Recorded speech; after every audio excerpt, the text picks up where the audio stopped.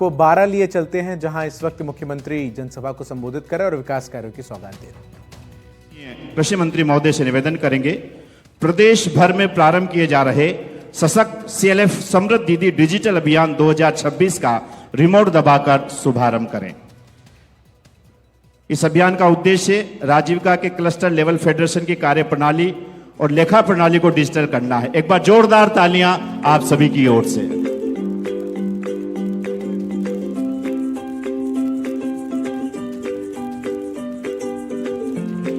हम निवेदन करना चाहेंगे माननीय मुख्यमंत्री महोदय और कृषि मंत्री महोदय से, ग्राम सखी राज सखी मार्ट जो एक अत्यंत सराहनीय पहल है राज्य सरकार और जिला प्रशासन की, इसके माध्यम से स्वयं सहायता समूह की दीदियों को उनके उत्पादकों का वितरण का अवसर प्राप्त होगा। रिमोट के माध्यम से इसका शुभारंभ करें।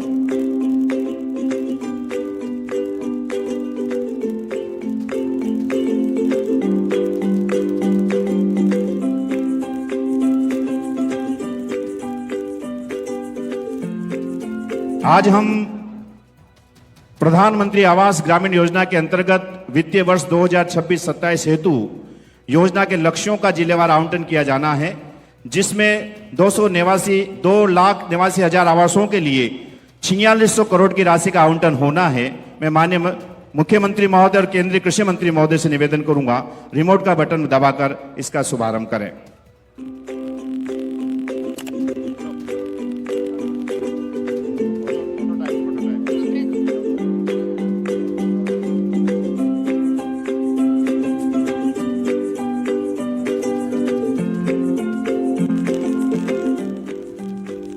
साथ ही पंचायत समिति मुख्यालय पर स्वीकृत प्रोटोटाइप आवासों का शिलान्यास कार्यक्रम भी आज श्रीमान के द्वारा होने जा रहा है। हम निवेदन करना चाहेंगे माननीय मुख्यमंत्री महोदय व कृषि मंत्री से कि आप रिमोट का बटन दबाकर वित्तीय वर्ष 2026-27 हेतु योजना के लक्ष्यों का जिलेवार आवंटन करें एवं पंचायत समिति मुख्यालय पर स्वीकृत प्रोटोटाइप आवासों का शिलान्यास करें।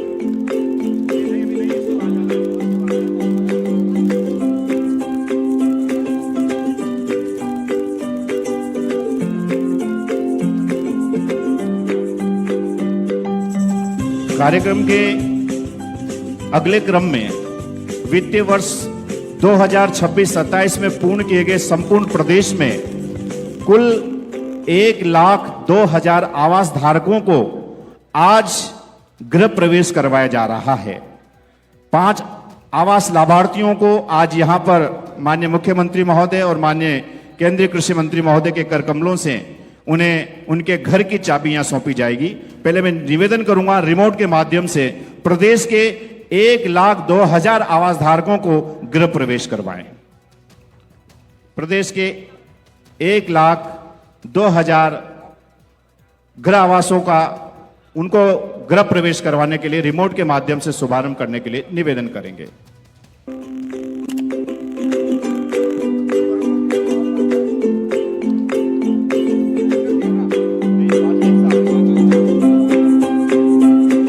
और सांकेतिक रूप से 5 आवास धारकों को यहां पर चाबी और उनका सम्मान पत्र यहां पर दिया जा रहा है। 5 आवास धारकों को यहां पर चाबी, आवास की चाबी और सम्मान पत्र यहां पर दिया जा रहा है। पांचों पधारें और नवीन गृह की चाबी माननीय मुख्यमंत्री महोदय से प्राप्त करें। आशाबाई, फूलवती बाई, सावित्री जी, अमित सिंह जी तथा श्यामलाल जी, आप पधारें और लाभ प्राप्त करें। जोरदार तालियों से आप अभिनंदन करें, सत्कार करें। आज प्रदेश में 1,02,000 आवास धारकों को गृह प्रवेश करवाया गया है। माननीय मुख्यमंत्री महोदय और माननीय कृषि मंत्री महोदय के कर कमलों से प्रदेश के 1,02,000 आवास धारकों को उनका घर मिला है, इसके लिए उनका अभिनंदन।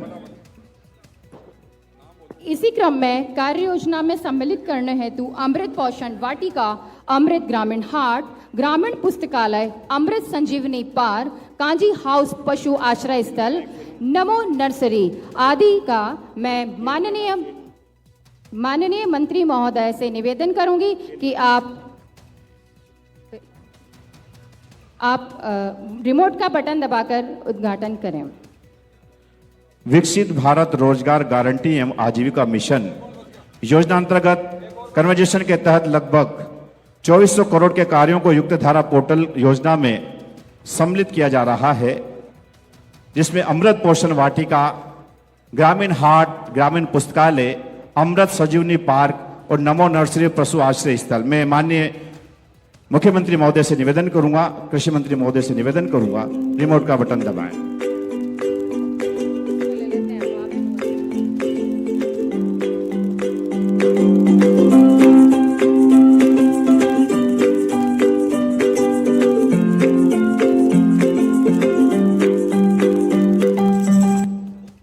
धन्यवाद महोदय। विकास की इस धारा के क्रम में प्रधानमंत्री आवास योजना, इसका उद्देश्य आर्थिक रूप से कमजोर जरूरतमंद परिवारों को पक्का घर उपलब्ध कराने में, आर्थिक सहायता देने में एवं पीएम जनमत योजना अति कमजोर जनजाति समूहों के सामाजिक आर्थिक विकास के लिए योजना शुरू की गई है। आप श्री से निवेदन है कि आप रिमोट का बटन दबा करके इसका स्वागत करें। इसके साथ ही इसके एक वीडियो क्लिप यहाँ दिखाई जा रही है। पीएमवाई और पीएम जनमन की एक फिल्म तैयार की गई है, जिसे आप सब देखें। शुरू करें। दीवारें थी पर पक्की नहीं, छत थी पर टिकती नहीं, हर रात एक सपना पलता था, क्या कभी अपना भी पक्का घर बनेगा? प्रधानमंत्री आवास योजना ग्रामीण का लक्ष्य है हर ग्रामीण परिवार को पक्का घर देना, सुरक्षित, समावेशी और सुविधा संपन्न जीवन के साथ। जिन परिवारों की अनेक पीढ़ियों ने झोंपड़ियों में बेहाल जीवन बिताया है, उनके लिए ये कितना बड़ा उपहार है, ये हम समझ सकते हैं। सिर्फ छत नहीं, जीवन को स्थायित्व देने वाला एक संपूर्ण पैकेज। उज्ज्वला योजना से रसोई में धुएं से मुक्ति, बिजली का उजाला, नल से पानी की सुविधा, शौचालय की गरिमा और स्वयं सहायता समूहों से जुड़कर आत्मनिर्भरता की ओर एक ठोस कदम। पहले तो मतलब जैसे गारा करना पड़ता था, कच्चा था तो सब लिपाई पुताई सब करना पड़ता था, ये आसान हो गया महिला के लिए। शौचालय के लिए पहले जैसे बाहर जाना पड़ता था, जैसे शाम के समय में बाहर जाना था, अब घर में है तो कोई दिक्कत नहीं आती। मुख्यमंत्री भजनलाल शर्मा जी और नरेंद्र मोदी साहब का बहुत बहुत धन्यवाद जो हमारा मकान दिलाने के लिए। माननीय मुख्यमंत्री श्री भजनलाल शर्मा जी के कुशल नेतृत्व में प्रदेश में आवासहीन परिवारों के सशक्तिकरण की दिशा में ऐतिहासिक कदम उठाए गए हैं। भावना के साथ हमारी सरकार गरीब, श्रमिक, वंचित, दिव्यांग, महिला, किसान और समाज के हर जरूरतमंद वर्ग को सशक्त बनाने की दिशा में निरंतर कार्य कर रही है। प्रधानमंत्री आवास योजना के अंतर्गत 3,39,000 आवास पूर्ण कराए गए हैं। प्रधानमंत्री आवास योजना शहरी में 1 लाख से अधिक आवास पूर्ण किए गए हैं। योजना की प्राथमिकता सूची में शेष रहे सभी 7,17,000 पात्र परिवारों को आवास स्वीकृत किया गया। लेकिन अब हितग्राही जिसके पास घर नहीं है, कच्चा घर है, वो खुद भी सर्वे कर सकता है। यह योजना केवल ईंट, छत और दीवार की नहीं, बल्कि आत्मसम्मान, स्थायित्व और विकसित भारत 2047 की एक जीवंत मिसाल है। प्रधानमंत्री आवास योजना, सपनों की पक्की छत, स्वाभिमान की ठोस नींव। ग्रामीण विकास विभाग, राजस्थान सरकार। जोरदार तालियां आप सभी की ओर से। और आइए हम निवेदन करना चाहेंगे हमारे बीच किसानों के हितों की बात करने वाले परम सम्मानीय आदरणीय माननीय केंद्रीय कृषि, किसान कल्याण और ग्रामीण विकास मंत्री माननीय श्री शिवराज सिंह जी चौहान साहब हमारे बीच हैं। मैं उनसे निवेदन करना चाहूंगा आप पधारें और इस अवसर पर अपने उद्बोधन से लाभान्वित करें। एक बार जोरदार तालियां उनके सम्मान में आप सभी की ओर से।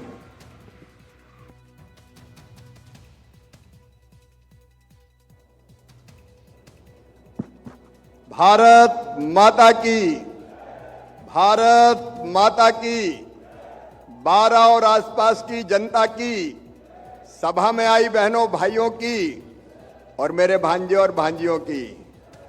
अब केवल एमपी नहीं, 12 के भी हम मामा हैं। मंच पर विराजमान राजस्थान के यशस्वी और कर्मठ मुख्यमंत्री, विकास की गंगा बहाने वाले।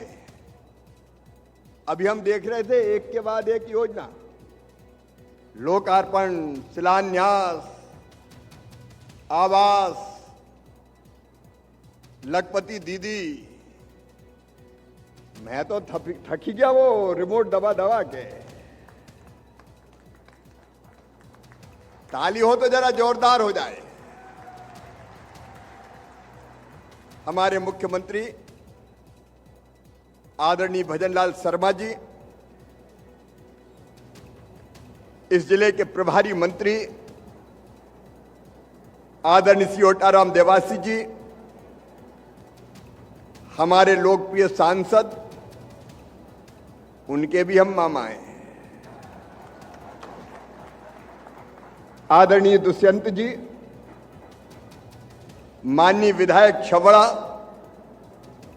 आदरणीय प्रताप सिंह सिंघवी जी, किशनगंज के विधायक आदरणीय ललित मीणा जी, बाराटू के विधायक भाई राधेश्याम बैरवा जी, प्रदेश उपाध्यक्ष भाजपा छगन जी, भाई महेंद्र कुमावत जी, नरेंद्र सिंह सिकरवार जी, मोहनलाल उपाध्याय जी, मोरपाल सुमन जी, गौरव जी, यहां उपस्थित सभी साथी, नेता, पदाधिकारीगण और बारा के मेरे प्रिय बहनों, भाइयों, बेटे बेटियों, दोनों हाथ जोड़ के आपको राम राम, आप सबको प्रणाम। हाड़ौती अंचल की तो रज रज में राष्ट्रभक्ति की गौरव गाथा गूंजती है। यह अद्भुत धरती है, यहां का मन आनंद और प्रसन्नता से भर जाता है। बारा की मिट्टी में लोक जीवन की सुगंध है। यहां के लोकगीतों में पीढ़ियों की स्मृतियां हैं। यहां के दुर्गों में राजस्थान का वैभव और वीरता दोनों है। और यहां तो सीतावाड़ी तीर्थ में साक्षात माता जानकी का निवास है। मैं माता जानकी के चरणों में भी प्रणाम करता हूं। रामगढ़ भावन देवरा के मंदिर स्थापत्य के अनमोल रतन हैं और शेरगढ़ के किले की दीवारों से वीरों की गौरव गाथा गूंजती है।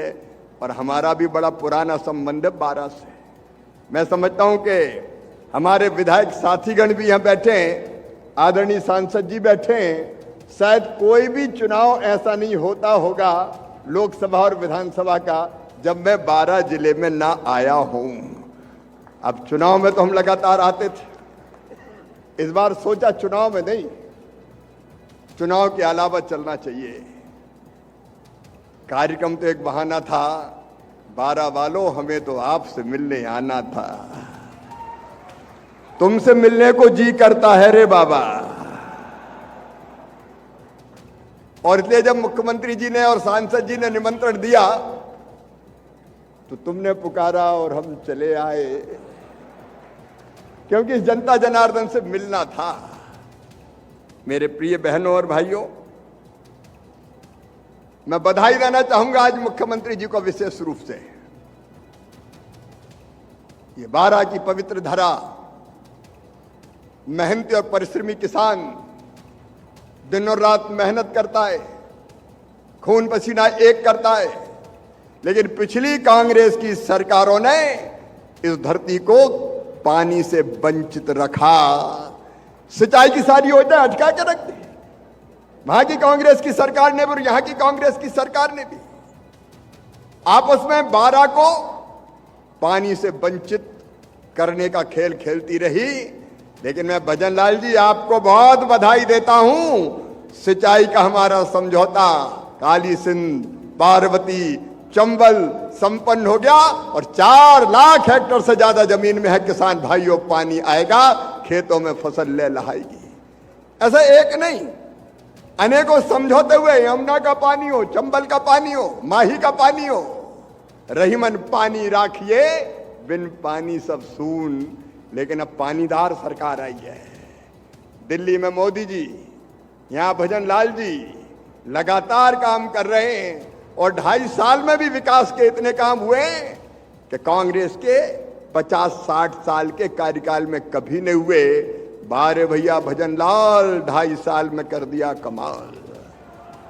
लगातार विकास की गंगा यहां बहती जा रही है। लेकिन आज मैं आया हूं तो चुनाव के समय तो हम वोट मांगने आते थे, भैया वोट दे दो, भैया वोट दे दो, भाजपा को जिताओ।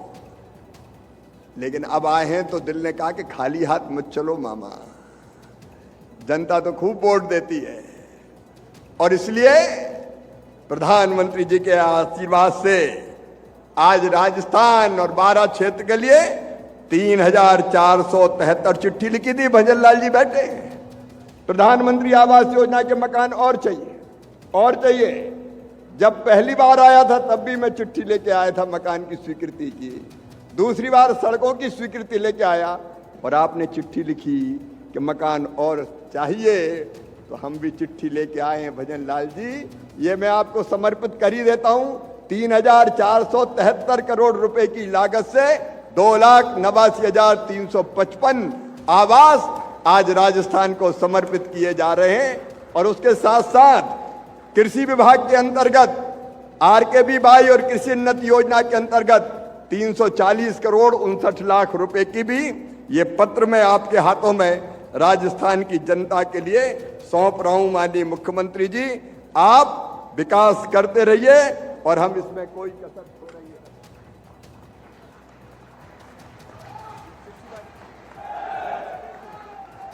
जोरदार तालियों से अभिनंदन करें माननीय कृषि मंत्री महोदय और माननीय मुख्यमंत्री महोदय का, जो राजस्थान को विकास की सौगात दे रहे हैं। अरे भांजो तुम भी जिंदाबाद। ये तो आई लव यू टू, ये रिश्तों तो दिलों के हैं, प्यार के। और अपने लिए तो प्रधानमंत्री जी के नेतृत्व में जनता की सेवा ही हमारे लिए भगवान की पूजा है। इससे बड़ा भगवान कहां मिलेगा। हमारे प्रधानमंत्री नरेंद्र मोदी जी अपने आप को कहते हैं प्रधान सेवक। अभी अभी 15 अगस्त को प्रधानमंत्री जी का लाल किले से उद्बोधन हमने सुना होगा। पहली बार मारा वालों, पहली बार लाल किले की प्राचीर से वंदे मातरम गीत गूंजा, पूरा वंदे मातरम गाया गया। और इस फैसले के लिए एक बार प्रधानमंत्री नरेंद्र मोदी जी का ताली बजा के अभिनंदन कीजिए। वंदे मातरम वो गीत जिसको गाते गाते हजारों हजार क्रांतिकारी हंसते हंसते फांसी के फंदों पे झूल गए थे। और जब वो फांसी के फंदे चूमने जाते थे तो डर से उनके पैर नहीं कांपा करते थे, उनका कलेजा नहीं हिला करता था। उनके एक हाथ में गीता होती थी, उनके मुंह से भारत माता के जय के उद्घोष निकलते थे और उनके हृदय में दृढ़ संकल्प होता था। वो भगवान से प्रार्थना करते थे कि हे भगवान, मरने के बाद हम फिर से जन्म लें, इसी भारत भूमि पर जन्म लें और तब तक पैदा होते रहे और मरते रहें जब तक कि देश स्वतंत्र ना हो जाए, भारत माता आजाद ना हो जाए।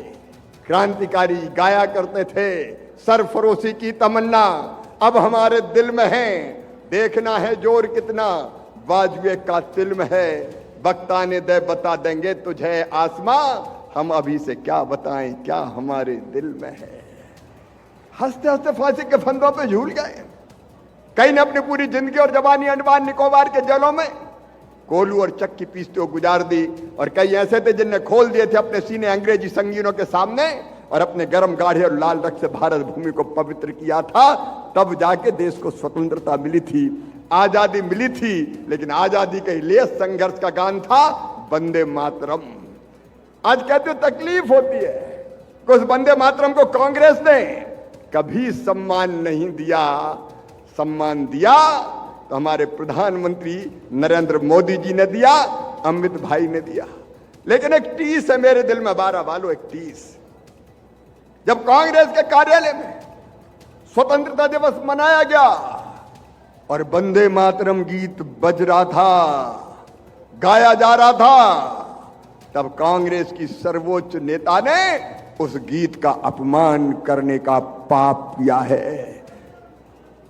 अब कानून बन गया है कि वंदे मातरम गीत गाओ। अगर कोई अपमानित करेगा, अपमान करेगा, तो वो कानूनन अपराध होगा। लेकिन एक पार्टी के नेता का अहंकार इतना कि सरेआम वंदे मातरम गीत का विरोध कर रही है। शर्म आनी चाहिए कांग्रेस को, और शर्म आनी चाहिए कांग्रेस की नेता सोनिया गांधी को। मैं मांग करता हूं, आप सब भी अगर सहमत हो तो आप सहमति दीजिए, अपने इस अपराध के लिए सोनिया गांधी देश से माफी मांगे। बोलो, मानना चाहिए कि नहीं मांगना चाहिए? जोर से बताएं, सोनिया गांधी को माफी मांगना चाहिए कि नहीं मांगना चाहिए? भारत माता हमारे लिए साक्षात मां है और उसकी वंदना का गीत है वंदे मातरम। लेकिन अब वंदे मातरम भी गाने से इनकार करते हो। ये नहीं चल सकता भारत की धरती में। प्रधानमंत्री नरेंद्र मोदी जी के नेतृत्व में मेरी प्रिय बहनों और भाइयों, एक वैभवशाली, एक गौरवशाली, संपन्न, समृद्ध और शक्तिशाली भारत के निर्माण का संकल्प पूरा हो रहा है। और मुझे कहते हो खुशी है कि मेरे दोनों विभाग भी प्रधानमंत्री जी ने मुझे दिए। एक तरफ मेरे पास है कृषि विभाग।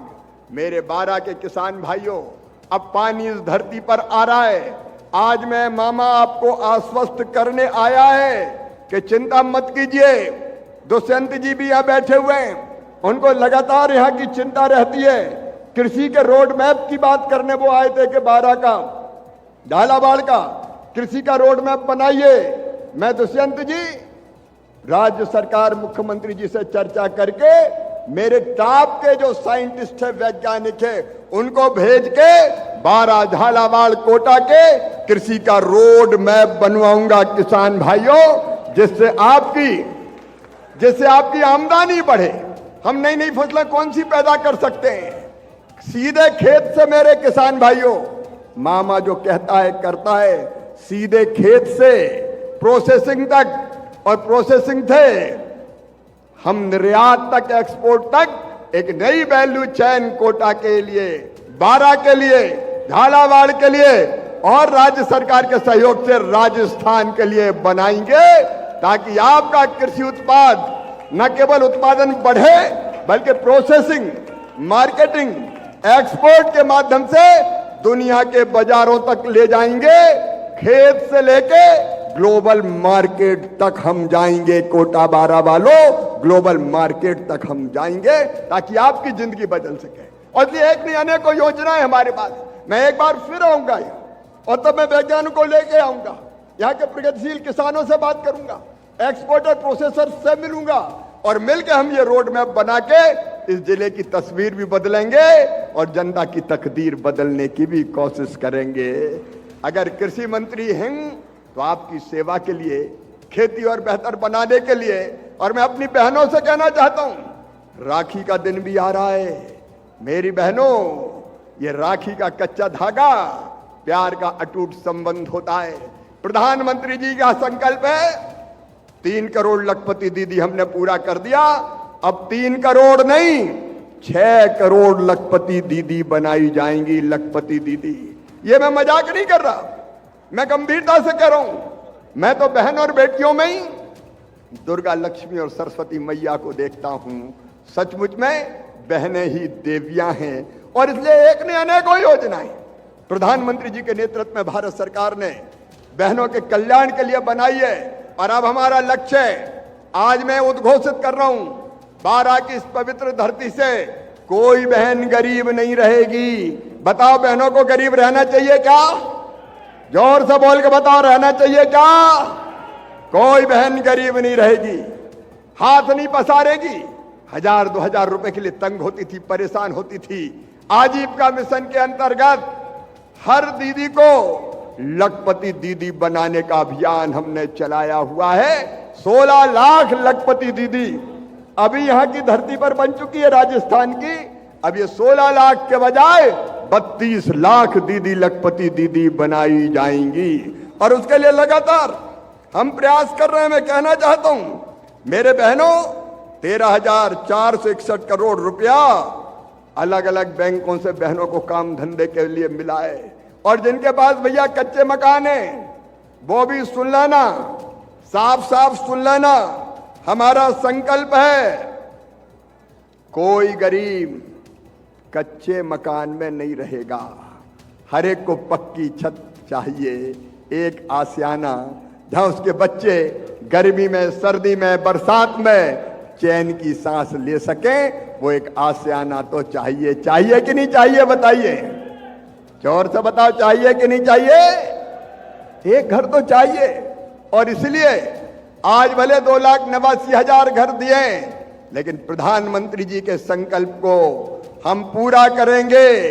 बारा हो, कोटा हो, झालावाड़ हो या प्रदेश का कोई और हिस्सा, राजस्थान के गरीब बहनों और भाइयों, जैसे ये मकान बन जाएंगे, मामा दूसरे मकान की स्वीकृति की चिट्ठी लेके आ जाएगा।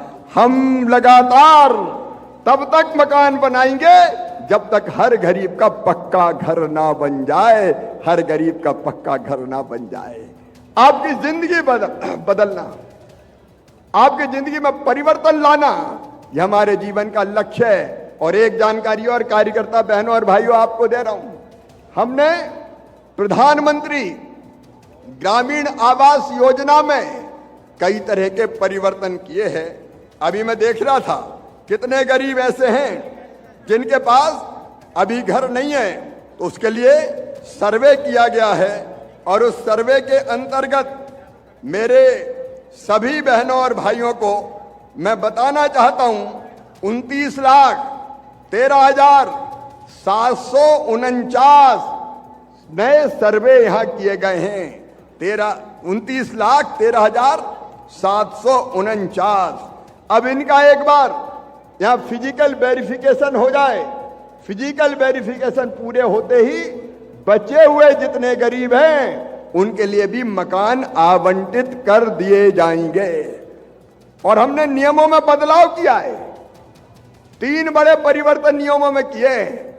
एक, पहले प्रधानमंत्री आवास योजना में ये नियम था कि अगर किसी के पास 2 पहिया वाहन हो, मोटरसाइकिल हो, स्कूटर हो, तो उसको मकान नहीं मिलेगा। अब बताओ बारा वालों, बिना मोटरसाइकिल के कोई बचाए क्या? आज मजदूर भी मजदूरी करने जाता है तो मोटरसाइकिल पे बैठ के ही जाता है। जाता कि नहीं जाता? अरे जाता कि नहीं जाता? और इसलिए हमने परिवर्तन कर दिया। हमने परिवर्तन कर दिया कि हम जिनके पास 2 पहिया वाहन होंगे उनको भी मकान देंगे, उनको मकान से वंचित नहीं करेंगे। बोलो भाइयों, ठीक है कि नहीं? मोटरसाइकिल, स्कूटर हो तो भी मकान मिलेगा। एक नियम और बनेगा। एक नियम और बना था, और उस नियम में यह तय किया गया था कि अगर किसी बहन की आमदनी 10,000 रुपया से ज्यादा हो तो उसको मकान नहीं मिलेगा। अरे भैया, बनाना है तो हमको लखपति दीदी, और लखपति दीदी बनाएगी तो 10,000 रुपया से ज्यादा आमदनी तो होगी। अब 10,000 से ज्यादा आमदनी होगी तो मकान कट जाएगा। मैंने कहा ये तो बिल्कुल गलत है। बताओ गलत है कि नहीं है?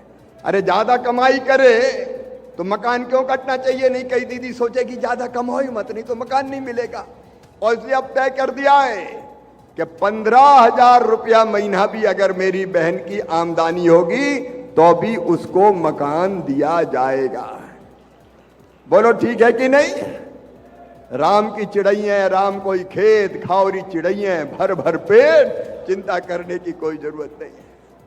और तीसरी चीज, जब मैं कृषि मंत्री हूं तो मन में यह बात भी आई कि किसान जिसके पास खेती है, छोटी खेती, तो छोटा किसान तो बेचारा दिन और रात मजदूरी करता है खेतों में, उसकी आमदनी इतनी नहीं होती कि वो आसानी से अपना मकान बना सके। और इसलिए किसान भाइयों, एक फैसला हमने और किया है, और वो फैसला ये है कि जिन किसानों के पास 5 एकड़ असिंचित जमीन और 2.5 एकड़ सिंचित जमीन होगी, उन किसानों को भी मकान बनाने के लिए पैसा दिया जाएगा।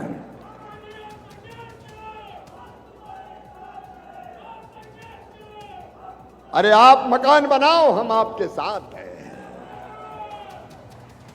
तो मेरे किसान भाइयों, अब आपको भी मकान बनाने के लिए पैसा दिया जाएगा।